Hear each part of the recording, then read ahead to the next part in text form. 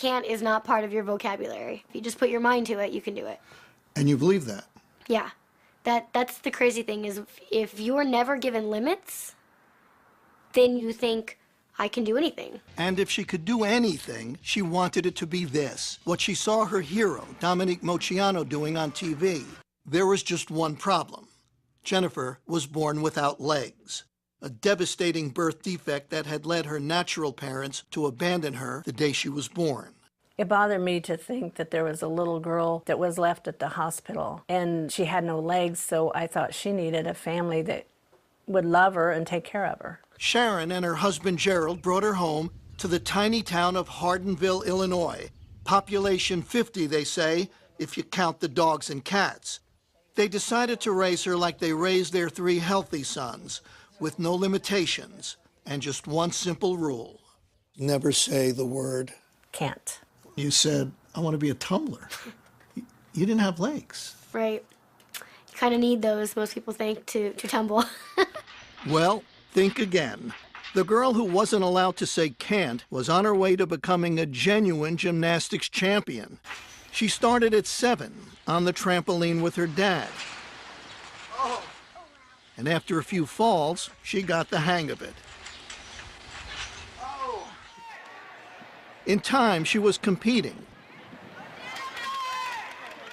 And soon after that, she was dominating. And by high school, Jennifer Bricker, are you ready for this, was the tumbling champion of the state of Illinois. Soon, Jennifer was pursuing other sports too. Even one you'd figure she had absolutely no chance to play well, until it turned out she could steal the ball, even grab a few rebounds. And she could make baskets, too. She didn't consider herself handicapped. She was talking to some friends one time, and one of them said something about her being handicapped. She said, well, I'm not handicapped. And they said, well, you have to use a wheelchair. She said, just to keep them getting dirty. One day at age 16, out of curiosity, Jennifer asked her mother a question. Hey, is there anything that you, know about my adoption or biological family that you didn't tell me? I said, okay, but you got to sit down. And she said, Mom, I'm always sitting. And she said, maybe you should sit down. I said, okay, let me sit down. And she said, well, what's the big deal? Just tell me what my last name is. And I said, well, that's the big deal. And she said, what do you mean? I said, your last name would have been Moceanu. I knew what that meant. I knew that Dominique Moceanu was my biological sister. When she finally tracked Dominique down, Jennifer wrote her a letter. Inside the envelope were adoption papers, a photograph, and a stunning piece of news. My biological last name is Moceanu. That line, I was just like, I can't believe this is happening. Everything was there. The evidence was there.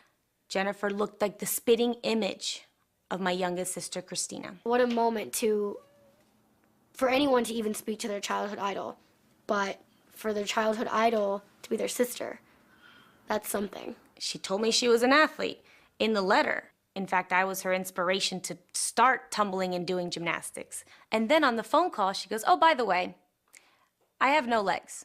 I mean, she's like, wait a minute, didn't you just tell me that you're an acrobat and you did all these sports? And I could just hear the wheels turning, and Yeah. And I said, who is this girl? Oh my gosh. How did she have this attitude to persevere in life and overcome every obstacle?